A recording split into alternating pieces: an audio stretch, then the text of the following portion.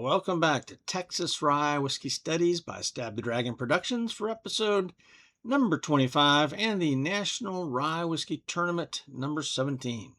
Coming to you from Fort Worth, Texas on Monday, July 6, 2026, where it got up to 101 degrees. I'm studying 12 rye whiskeys that come in under 90 proof and conducting a tournament to see if I can find my favorites. Today, we're looking at another entry from Canada. This is Lot 40 Canadian Rye. This 750 milliliter bottle is available in Fort Worth for about $35, and it's 86 proof, 100% rye mash bill, coming from Canada. Tasting notes: very heavy rye spice, pine needles, mint. This is the rye-iest of ryes. There is some sweetness here as well, a little bit of caramel, some bourbon notes. This is really a pretty complex whiskey. I gave it a score of 87 and a drinkability letter grade of A. Recommendation: again, if you're looking for a very rye flavored whiskey, this is it. Perfect example of 100% rye.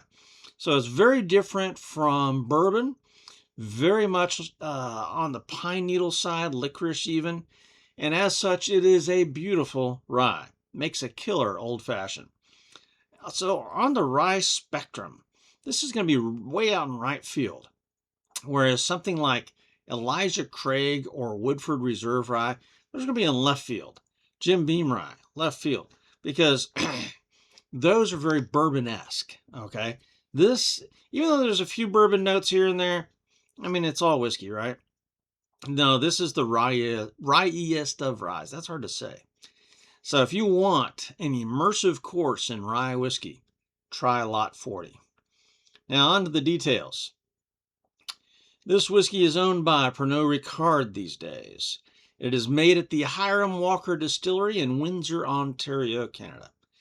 And it was created at Hiram Walker by legendary blender Mike Booth and released. This is the second time. There was many years of dormancy, so it was released in 2012, but it had lain dormant for a while. It had originally been released in 1998, at J.P. Weiser by Michael Booth.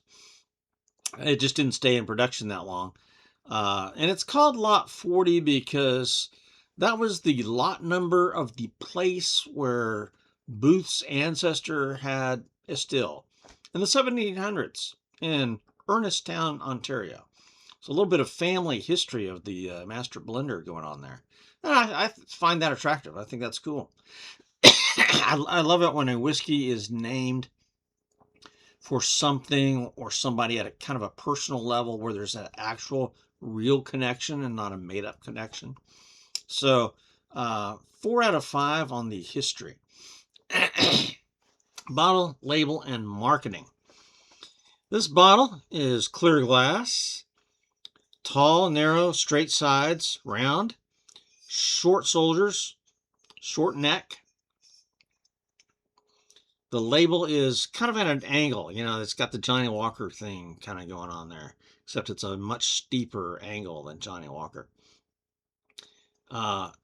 There's a picture of a still embedded here. Okay. Right there. I don't know if you can see that or not. But then it gets even better. If you look closely at the glass, you'll see a bunch of lines and drawings and stuff going on underneath the label there. And then there's like a table of contents here. And I think what this is it's describing the distillery, the operation, the steps involved, and all that. So that's, again, coolness factor going on with the bottle, label, and marketing. You know, this is not heavily marketed though.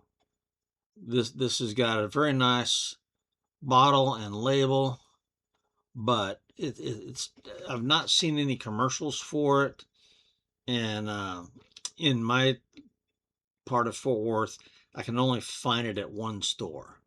So, it's not heavily marketed. So 3 out of 5 for bottle, label, and marketing. Appearance of this whiskey, you can see it's fairly light. Yeah, that's about a 3. That's a 3 out of 5. Here we are in the glass. Composition, again, this is a 100% unmalted rye from Hiram Walker Distillery. 43% ABV, and product of Canada. There is no age statement going on the bottle. When you check out their website and dig deeper here, it says they use locally grown rye and it's distilled in a copper pot still. But then another source I saw claimed that it is column distilled first, and then a second distilling is the pot still. And then it's aged in virgin white oak barrels. And again, it's at least 3 years old. No age statement, but Canada law says it's got to be at least 3. And they claim that the recipe has been passed down for 7 generations. So this is a true small batch. 13 out of 15 points for composition. Now let's get to the whiskey itself.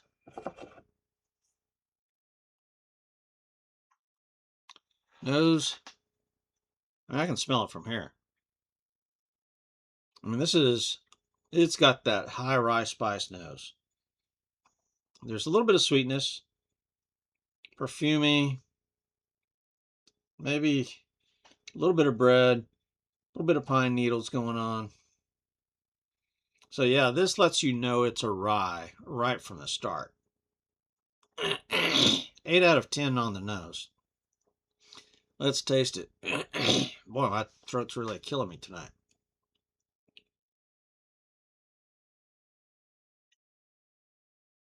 Oh, man, this is good. The taste follows the nose. Very heavy rye spice. Pine needles and mint.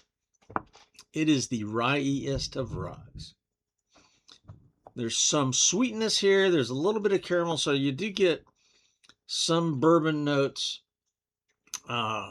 there. But this is, I think it's really pretty complex.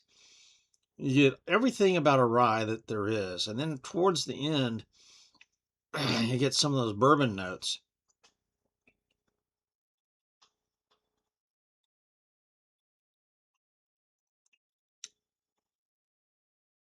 "23 out of 25 on the taste. Mouthfeel, burn, and finish. It's got a nice oily mouthfeel. It's rich, full-bodied, a lot of mouth tingles, but it's even just a low-grade burn that lingers on the finish some, so it's very pleasant. There's really nothing harsh there, although, if you're really super proof sensitive, you will notice that little bit of a burn, okay? But it's fairly mild. Long finish. And those rye notes keep going. Yeah, this is excellent mouthfeel, burn, and finish going on here. That's a 14 out of 15. Versatility, flexibility. All right. I love it neat, obviously. I think it's got enough character, enough flavor to stand up to ice, should you choose that. For a cocktail, the other day I made an old-fashioned. I used a couple of dashes of Angostura bitters, turbinado sugar cube muddled, and then I used turbinado because I wanted something to darken the flavor a little bit. Again, this is a very rye-forward drink. And then I added 1 Luxardo cherry with a bit of the juice to darken it a tad more. 1 small orange peel. And that made one heck of a great old-fashioned. It kept its rye flavors, but adding the turbinado and the bitters and the cherry with the cherry juice, that kind of rounded it off a little bit, but it held on to its rye distinctiveness. And it was just an outstanding old fashioned. So what I'm going to do now is go make another one. And maybe change up the recipe just a tad. So I'll be right back. And I'm back with another old fashioned. I did alter the recipe a little bit. I still use some Angostura bitters, but this time I added some black walnut bitters. And I still use the turbinado sugar cube and the Luxardo cherry with some cherry juice. And you see how much darker that is now. So I wanted to darken the flavors a little bit, round it off some, just to see what it would do. So the only change really is the black walnut bitters. So let's see.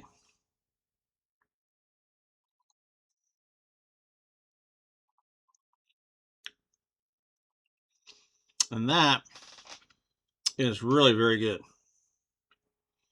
Now, is it better than the one I made the other day?